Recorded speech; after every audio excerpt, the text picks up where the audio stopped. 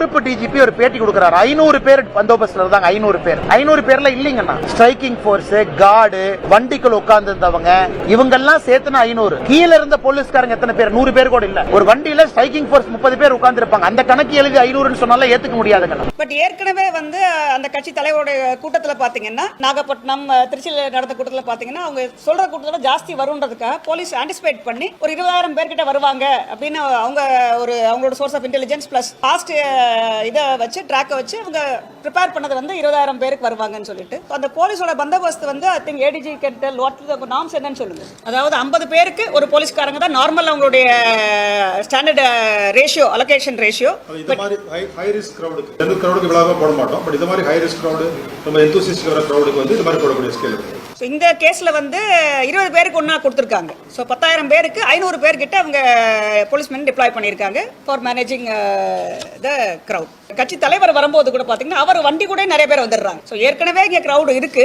10,000 plan பண்றாங்க. 10,000க்கு மேலே இங்க நிறைய பேர் டபுள் நம்பர்ஸ் இங்க இருக்காங்க. பிளஸ் அவர் வண்டி கூட நிறைய பேர் சேர்ந்து வந்துடுறாங்க. ஸோ அதனால இங்க கிரவுட் 20,000 விட ஜாஸ்தி 25,000க்கு மேல இருக்கும்னு சொல்லி எதிர்பார்த்தாங்க. கரூர் ஃபுல்லா கரண்ட் ஷட் டவுன் பண்ணியிருந்தாங்க. ஆம்புலன்ஸ் அவ்வளோ கூட்டத்துக்கு நடுவில் ஆம்புலன்ஸ் வந்த பிறகுதான் இவ்வளோ பிரச்சனையும் ஆச்சு. இது எல்லாமே இருக்குங்க. இதுவும் ஒரு கேள்வி வச்சிட்டு இருக்காங்க. பரப்புரையும் போது மின்சார தடை ஏற்பட்டதான்னு சொல்லிட்டு. ஸோ இதில் பார்த்தீங்கன்னா இபி சைடில் பவர் கட் பண்ணவே இல்லைன்னு சொல்லியிருக்காங்க. பட் நீங்கள் வீடியோ கிளியராக பார்த்தீங்கன்னா எப்போ எந்த ஸ்டேஜில் அங்கே ஒரு குறிப்பிட்ட லொக்கேஷனில் அந்த ஃபோக்கஸ் லைட் ஆஃப் ஆகுங்கிறது தெரியும் உங்களுக்கு. இதான் அந்த ஜென்ரேட்டர், அவங்க கட்சி நிர்வாகிகளால் ஏற்படுத்தப்பட்ட ஜென்ரேட்டர். அந்த ஜென்ரேட்டர் வழியாக க்ரௌட் சர்ஜ் ஆகும்போது மக்கள் இங்கே உள்ள வர்றாங்க. இப்போ பார்த்தீங்கன்னா அங்கே லைட் ஆஃப் ஆயிருக்கும். உங்களுக்கு அந்த விஷுவலில் கிளியராக தெரியும் நினைக்கிறேன். பிளே மற்ற இடத்துல லைட் இருக்கிறது கிளியராக தெரியுது பாருங்க. மற்ற எல்லா இடத்துலையுமே லைட் இருக்கும்.